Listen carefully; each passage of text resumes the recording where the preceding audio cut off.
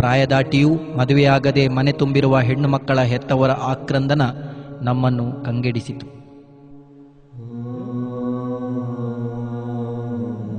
ಸಮುದಾಯದ ಅದೆಷ್ಟೋ ಮಕ್ಕಳು ಹಸಿವಿನಿಂದ ಕಂಗೆಟ್ಟಿದ್ದರು, ಅನಾರೋಗ್ಯದಿಂದ ಬಳಲುತ್ತಿದ್ದರು. ವಿಕಲಾಂಗತೆಯಿಂದ ನರಳುತ್ತಿರುವ ಮಕ್ಕಳ ಮುಗ್ಧ ನೋಟಕ್ಕೆ ನಾವು ಕಣ್ಣೀರು ಹರಿಸಿದೆವು.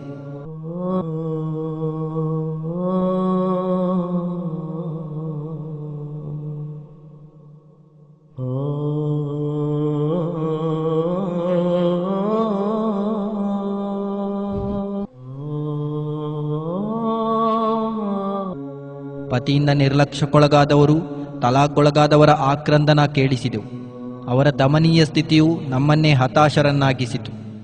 ವರದಕ್ಷಿಣೆಗಾಗಿ ಪೀಡಿಸುವ ಚಟ ಮತ್ತು ಬಹುಪತ್ನಿತ್ವದ ದುರುಪಯೋಗ ನಮ್ಮ ಸಹೋದರಿಯರನ್ನು ಬೀದಿ ಪಾಲು ಮಾಡಿತ್ತು. ಅವರ ಮಕ್ಕಳಿಗೆ ಭವಿಷ್ಯವೇ ಇಲ್ಲವಾಗಿದೆ.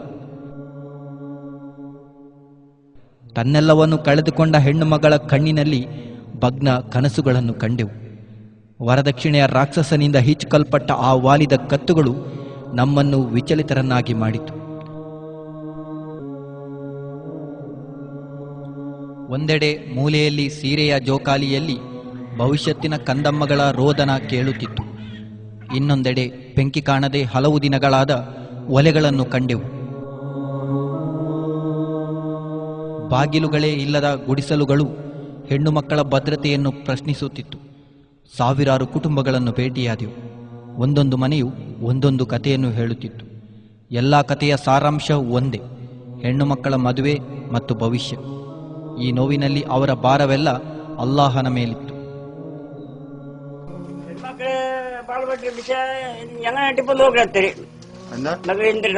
ഞങ്ങളെ ഉണ്ടാക്കിയ റബ്ബ് ഞങ്ങൾ വിൽക്കുക അങ്ങനെ ബാക്കി വിസ ഞങ്ങൾ ചൊല്ലാൻ സാധ്യല്ല. അല്ല പൂർത്തിയാക്കണം. എന്റെ കയ്യിൽ എന്താ ധൈര്യമില്ല. അല്ല പൂർത്തിയാക്കണം. പിന്നെ ചൊല്ലുക പഠിച്ചോണ്ടിന്റെ ഭരവസ, ಬೇರೆ ಒಂದು ಸೈಡ್ ಭರವಸೆ ಇಲ್ಲ. ಇಸ್ಲಾಂನಲ್ಲಿ ಮಹರ್. ಕುರ್ಆನ್ನಲ್ಲಿ ಅಲ್ಲಾಹು ಹೇಳುತ್ತಾನೆ, ನೀವು ವರಿಸಲು ಇಚ್ಛಿಸುವ ಹೆಣ್ಣಿನ ಪೋಷಕರ ಅನುಮತಿಯಿಂದ ವಿವಾಹ ಮಾಡಿಕೊಳ್ಳಿರಿ. ನ್ಯಾಯೋಚಿತ ರೀತಿಯಲ್ಲಿ ಅವರ ಮಹರನ್ನು ಅವರಿಗೆ ಸಲ್ಲಿಸಿರಿ. ಅಲ್ಲಾಹನ ಈ ಆದೇಶವನ್ನು ಮುಸ್ಲಿಮರು ಪಾಲಿಸುತ್ತಿದ್ದಾರೆ. ಆದರೆ ಅದು ನಿಕಾದ ವೇದಿಕೆಯಲ್ಲಿ ಮಾತ್ರ. ಹೆಚ್ಚಿನ ಕಡೆ ಮದುವೆ ಮಾತುಕತೆ ನಡೆಸುವಾಗ ಅನುಮತಿ ಕೇಳುವುದಿಲ್ಲ. ಹೊರತಾಗಿ ಬೇಡಿಕೆ ಮತ್ತು ಆದೇಶಗಳಿರುತ್ತದೆ.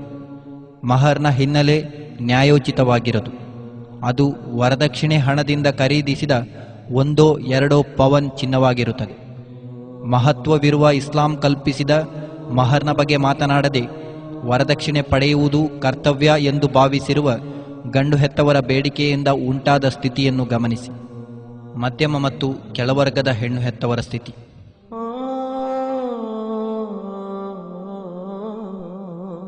ಹೆಣ್ಣು ಭ್ರೂಣ ಹತ್ಯೆ ಆಗುತ್ತಿರುವ ಈ ಕಾಲದಲ್ಲೂ ಅಲ್ಲಾಹನು ನೀಡಿದ್ದು ಎಂದು ಹೆಣ್ಣು ಮಗುವನ್ನು ಸ್ವೀಕರಿಸುವ ಹೆಣ್ಣು ಹೆತ್ತವರು ಆ ಮಗುವನ್ನು ಮುದ್ದು ಮಾಡಿ ಸಾಕುತ್ತಾರೆ. ಕಷ್ಟ ಕಾರ್ಪಣ್ಯಗಳ ನಡುವೆಯೂ ಕಷ್ಟಪಟ್ಟು ದುಡಿದು ಮಕ್ಕಳ ಬಟ್ಟೆ ಬರೆ, ಆಹಾರ, ಆರೋಗ್ಯ, ಶಿಕ್ಷಣಕ್ಕಾಗಿ ಸಂಪಾದನೆಯನ್ನು ವ್ಯಯಿಸುತ್ತಾರೆ.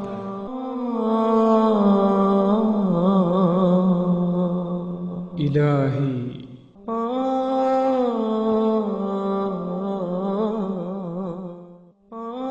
ಮನೆ ತುಂಬಿರುವ ತಮ್ಮ ಮಕ್ಕಳ ಬಗ್ಗೆ ಅತೀವ ಪ್ರೀತಿ, ಕಾಳಜಿ ಮತ್ತು ಆಸಕ್ತಿ ವಹಿಸಿ ಅವರ ಭವಿಷ್ಯದ ಕನಸಿನೊಂದಿಗೆ ಕಣ್ಣಿನಲ್ಲಿ ಕಣ್ಣಿಟ್ಟು ಸಾಕುವ ಹೆತ್ತವರ ಅಂತರಾಳ ಆ ಮಗು ಬೆಳೆಯುತ್ತಿದ್ದಂತೆ ಸಮಸ್ಯೆಗಳ ಆಗರವಾಗುತ್ತದೆ. ಹೆಚ್ಚಿನ ಇಂತಹ ಕುಟುಂಬಗಳು ಆರ್ಥಿಕವಾಗಿ ಬಹಳ ಹಿಂದುಳಿದಿರುತ್ತದೆ. ಒಂದು ಸಮರ್ಪಕ ಮನೆ ಇರುವುದಿಲ್ಲ. ಪ್ಲಾಸ್ಟಿಕ್ ತಡೆಗೋಡೆಯ 1-2 ಕೋಣೆಗಳಿರುತ್ತದೆ.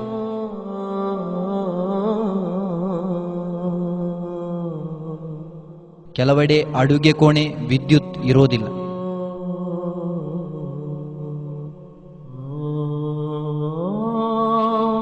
ಹೆಣ್ಣು ಮಕ್ಕಳು ಬೆಳೆಯುತ್ತಿರುವಂತೆ ಸಮರ್ಪಕ ಶೌಚಾಲಯದ ಕೊರತೆಯು ಪ್ರತಿಯೊಬ್ಬರ ಸಮಸ್ಯೆಯಾಗಿರುತ್ತದೆ.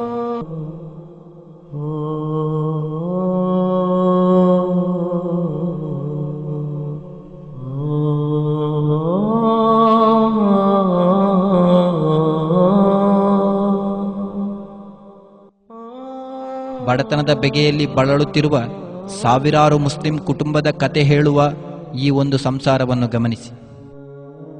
ಇದು ಬಂಟ್ವಾಳ ತಾಲೂಕಿನ ಪಾಂಡವರಕಲ್ಲು ಎಂಬಲ್ಲಿರುವ ಒಂದು ಸಣ್ಣ ಬಾಡಿಗೆ ಕೊಠಡಿ. ದೂರದಿಂದ ಅಂಗಡಿಯಂತೆ ಇದು ಕಾಣುತ್ತದೆ. ಈ ಸಣ್ಣ ಕೋಣೆಯಲ್ಲಿ 12 ಜೀವಗಳು ಮುದುಡಿ ಕುಳಿತಿದೆ.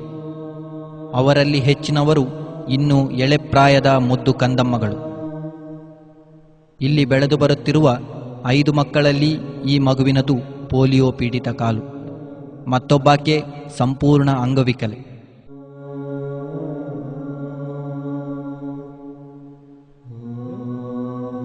ಇನ್ನೆರಡು ಮಕ್ಕಳಲ್ಲಿ ಒಂದೊಂದು ದೌರ್ಬಲ್ಯ. ಅಷ್ಟೇ ಯಾಕೆ, ಈ ಮಗುವನ್ನು ನೋಡಿ. ಇದು ಆಪರೇಷನ್ ಮಾಡಿಸಲು ಸಾಧ್ಯವಾಗದೆ ಹೊಟ್ಟೆಯ ಈ ರಂಧ್ರದ ನೋವನ್ನು ನುಂಗುತ್ತಿದ್ದ ಮಗು. ಈ ಮಕ್ಕಳ ಭವಿಷ್ಯದ ಬಗ್ಗೆ ಚಿಂತಿಸಿ. ನಮ್ಮ ಮುಂದಿನ ತಲೆಮಾರಿನ ಬಗ್ಗೆ ಊಹಿಸಿ ನೋಡಿ. ಈ ಮಕ್ಕಳು ನಮ್ಮ ಮಕ್ಕಳಂತೆ ಅಲ್ಲವೇ? ಹಸಿವು, ಆರೋಗ್ಯ ಸಮಸ್ಯೆ, ಮೂಲಭೂತ ವ್ಯವಸ್ಥೆಗಳ ನಡುವೆಯೂ ಹೆಣ್ಣು ಮಕ್ಕಳನ್ನು ಸಾಕಿ ಸಲಹುವ ಹೆತ್ತವರು ಅವರು ಬೆಳೆಯುತ್ತಿದ್ದಂತೆ ಶಿಕ್ಷಣವನ್ನು ಮೊಟಕುಗೊಳಿಸಿ ಬೀಡಿ ಕಟ್ಟಲು ಪ್ರೇರೇಪಿಸುತ್ತಾರೆ. ಇದು ಈ ಹೆತ್ತವರಿಗೆ ಅನಿವಾರ್ಯ ಕೂಡ. ಮುಂದೆ ಹೆಣ್ಣು ಮಗಳ ಮದುವೆಗಾಗಿ ವರದಕ್ಷಿಣೆಯನ್ನು ತೂಗಲು ಸಾಧ್ಯವಾಗದೆ ಖಿನ್ನತೆ ಅನುಭವಿಸುತ್ತಾರೆ. ಕೆಲವರ ಮಾನಸಿಕ ಖಿನ್ನತೆ കണ്ണീരാകി ഹരിയുತ್ತದೆ. ഞങ്ങൾക്ക് ആശയുണ്ട്, ഞങ്ങൾക്ക് മംഗലാക്കണം. ജീവിതത്തിൽ ഈ പെൺമക്കളെ കാണുമ്പോൾ എന്തിനാക്കട്ടെ, ഞങ്ങൾ മരിക്കട്ടെ എന്ന് ജീവിതം എടുക്കാം. വേറെ ഒന്നും വിഷയം ഞങ്ങൾക്കില്ല. ഭാര്യ കഷ്ടത്തിലെ ജീവിതം ഞങ്ങൾക്ക്. ഇപ്പൊ മനുഷ്യന്റെ പെൺമക്കൾ വലിയ അമ്മ എന്താക്കുന്നു എന്റെ ജീവിതത്തിനെ എടുക്കാൻ തോന്നുന്നു. ഇളയമുത്ത് ആരുമില്ല, അതെന്റെ അപ്പൊ ഒരു ദീനം നിശ്ചയിച്ച ആള്. അപ്പൊ ഇളയമുത്ത് ആരുമില്ല. അങ്ങ് 6 പെൺമക്കൾ പുതിയ ഇസ്ലാം. ಈ ತಾಯಿಯ ಕಣ್ಣೀರ ಹನಿ ಧರೆಗಿಳಿದು ಬತ್ತಿ ಹೋಗಬಹುದು. ಆದರೆ ಇದರಿಂದ ಈ ತಾಯಿಯ ಹೆಣ್ಣು ಮಕ್ಕಳ ಭವಿಷ್ಯ ರೂಪಿಸಲು ಸಾಧ್ಯವಿಲ್ಲ. ಮುದ್ದಿಸಿದ ಹೆಣ್ಣು ಮಗಳ ಮುಖ ಬೆಳೆದು ಕಂಡಾಗ ಮಿಡಿಯುವ ಈ ಕಣ್ಣೀರಿಗೆ ಕಾರಣ ವರದಕ್ಷಿಣೆ. ಕರುಳು ಹಿಂಡುವ ತಾಯಿಯಂದಿರ ಇಂತಹ ಕಣ್ಣೀರ ಧಾರೆ ಪ್ರತಿ ಮನೆಯಲ್ಲೂ ಹರಿಯುತ್ತಿದೆ. ಈ ರೀತಿಯಾಗಿ ಹೆತ್ತವರ ಕಣ್ಣೀರನ್ನು ಕಂಡು ಕೊರಗುವ ಹೆಣ್ಣು ಮಗಳು ತನ್ನ ಹೆತ್ತವರಿಗೆ ತಾನೊಂದು ಹೊರೆ ಎಂದು ಭಾವಿಸುತ್ತಾಳೆ. ತನ್ನ ಯೌವನದ ಆಸೆ ಆಕಾಂಕ್ಷೆಗಳು ನನಸಾಗುವ ಸಮಯ ಬರಬಹುದೇ ಎಂದು ಚಿಂತಿಸುವ ಅವಳ ಕಣ್ಣುಗಳು ಭವಿಷ್ಯವನ್ನು ದಿಟ್ಟಿಸುತ್ತದೆ. ತನ್ನ ಮತ್ತು ತನ್ನ ಮಗಳ ಭವಿಷ್ಯದ ಬಂಡಿ ಎತ್ತ ಸಾಗುತ್ತಿದೆ ಎಂಬ ಚಿಂತೆ ಹೆತ್ತವರಿಗೂ ಇದೆ. ಈ ಚಿಂತೆಗೆ ಕಾರಣ ವರದಕ್ಷಿಣೆ.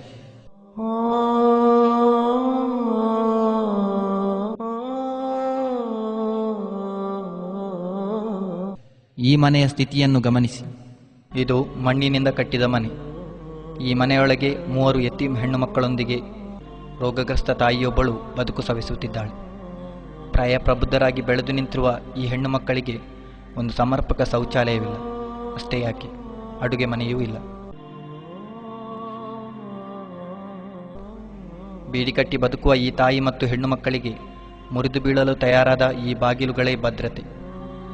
ಈ ಮಣ್ಣಿನ ಗೋಡೆಯ ನಡುವಿನ ಕತ್ತಲ ಕೋಣೆಯೇ ಆಸರೆ. ಈ ಹೆಣ್ಣು ಮಕ್ಕಳ ಭವಿಷ್ಯವನ್ನು ಚಿಂತಿಸಿ.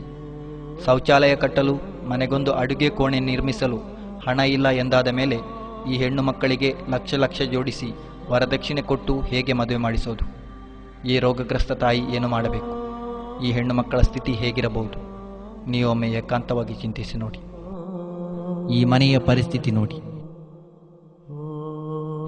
ಈ ತಂದೆ ಹುಟ್ಟು ಅಂಗವಿಕಲ ವ್ಯಕ್ತಿ. 4 ಹೆಣ್ಣು ಮಕ್ಕಳು ಮನೆ ತುಂಬಿದ್ದಾರೆ. ಅನಾರೋಗ್ಯ ಪೀಡಿತರಾಗಿ ಮದ್ದಿಗೂ ದುಡ್ಡಿಲ್ಲದೆ ನರಳುತ್ತಿರುವ ತಾಯಿ. മരുന്നും കാശില്ലേ?